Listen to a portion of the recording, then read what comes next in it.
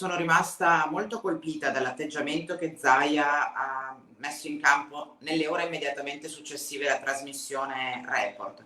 E lo dico non tanto perché durante quella trasmissione televisiva siano emerse notizie clamorose sulle quali noi non avessimo già costruito una proposta politica, una critica politica, ma perché ha, secondo me, volutamente ignorato le legittime domande che non tanto i consiglieri regionali di opposizione quanto i cittadini veneti che hanno guardato quella trasmissione lunedì sera avrebbero voluto rivolgere al governatore, che è colui che ha la responsabilità e ha avuto la responsabilità della gestione delle politiche sanitarie in questa regione durante la pandemia. L'ho trovato un atteggiamento poco rispettoso appunto della sensibilità dei cittadini veneti, soprattutto di quelli che hanno dovuto subire in questi mesi un lutto in famiglia, hanno perso una persona cara, hanno visto quella trasmissione e alcune domande se le sono poste.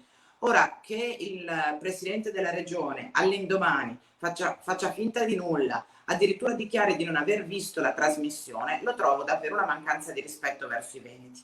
Il fatto che poi siano state le minoranze a dover chiedere la presenza di Zaia in Consiglio regionale è un'ulteriore conferma di questa sensazione. Certo. Cioè mi sarei aspettata che fosse di sua volontà la comprensione della criticità del momento e la necessità di venire in Consiglio regionale per parlare, ripeto, non a noi, ma ai veneti. Infine trovo abbastanza squalificante questa definizione che il presidente Zaia dà del dibattito consigliare, cioè dice sarà un teatrino. Ora, onestamente, siccome io e i colleghi non siamo mai mancati ad una riunione del Consiglio regionale, a differenza di Zaia, che non si è sostanzialmente mai visto se non la prima volta per raccogliere l'applauso dei suoi 40 e passa consiglieri, è anche offensivo del lavoro che dentro quell'istituzione noi tutti i giorni portiamo avanti, a prescindere da Luca Zaia. Quindi nel pieno della seconda ondata, noi quella volta con Zaia non abbiamo né alzato i toni, né fatto polemica, né strumentalizzato il dramma che la nostra regione stava vivendo. Abbiamo però messo in fila alcuni elementi di fatto e abbiamo chiesto al governatore di rivedere le scelte politiche che ci avevano condotto fino a lì. Erano sostanzialmente tre le questioni che abbiamo posto al governatore. La prima, quella a cui facevi riferimento tu, cioè il tema dei test rapidi. I test rapidi antigenici, al netto dello studio del professor Crisanti, sono certificati per avere un'attendibilità attorno al 90%, 80%. Quindi c'è una parte significativa che quei test non intercettano. Ora, se io li devo utilizzare per fare lo screening di una popolazione determinata, penso all'esperimento fatto a Voi Euganeo nella prima ondata, penso per esempio a un monitoraggio interno ad una scuola, penso il controllo dentro alcune aziende, possono essere uno strumento utile. Noi a Zaia in quell'occasione abbiamo detto, guardi Presidente, che puntare tutto e solo il sistema della diagnostica sui test rapidi rischia di farci andare a sbattere, perché ci sono una quantità di positivi che non vengono rilevati da quel test, soprattutto nel momento in cui la curva dei contagi è così alta. Quindi la prima richiesta che le avevamo fatto era: va bene i test rapidi per voi Euganeo, in alcune situazioni molto critiche come le RSA, come il personale medico, serve un test più attendibile, cioè il molecolare. Seconda questione che abbiamo posto al Presidente, che è quella di cui parlava la persona che ci ha scritto prima,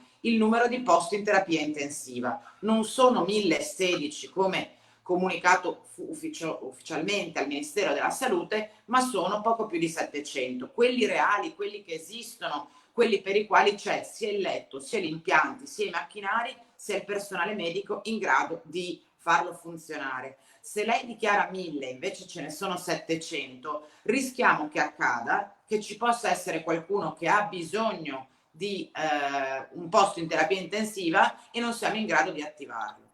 Terza questione che gli avevamo sollecitato: prestare più attenzione, mettere in campo meccanismi più efficaci sul tracciamento dei contagi, perché sappiamo benissimo che tra ottobre e novembre il sistema del cosiddetto contact tracing in Veneto è completamente saltato per aria.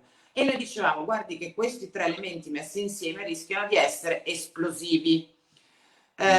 Ovviamente su questo Zaia non ci ha ascoltato e l'idea che ci siamo fatti noi è che non ci abbia ascoltato perché il suo obiettivo principale era quello di restare in zona gialla. Il suo obiettivo principale era quello di dimostrare all'opinione pubblica e non ai cittadini veneti, all'opinione pubblica nazionale, che lui continuava ad essere il fenomeno dei risultati strepitosi della risposta della prima ondata. Guardate, tra il 1° dicembre 2020 e il 1° marzo 2021 come la curva dei decessi nella nostra regione è molto più elevata della media nazionale. Il Veneto è ovviamente l'azzurro, l'Italia è il rosso ed è esattamente l'opposto di quello che è avvenuto nella prima ondata, cioè quella del marzo 2020, dove il numero dei decessi nazionali quotidiani era molto più alto di quello del Veneto. E sapete qual è la differenza tra una curva e l'altra?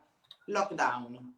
Cioè noi abbiamo capito che per contenere il numero dei contagi, cioè il numero dei ricoverati, cioè il numero dei morti, l'unica cosa che si può fare è chiudere, restringere. Zaia nella seconda ondata ha fatto esattamente il contrario, ha fatto tutto per poter tenere aperto, anche quando, a nostro giudizio, i numeri avrebbero invece consentito una decisione più drastica. Diciamo che, e chiudo Stefano, il rischio calcolato delle aperture mantenute nel Veneto nel periodo novembre-marzo è un rischio che è stato calcolato davvero molto male ed è questa secondo me la responsabilità tutta politica di cui Zaia dovrebbe venire a rispondere martedì in Consiglio.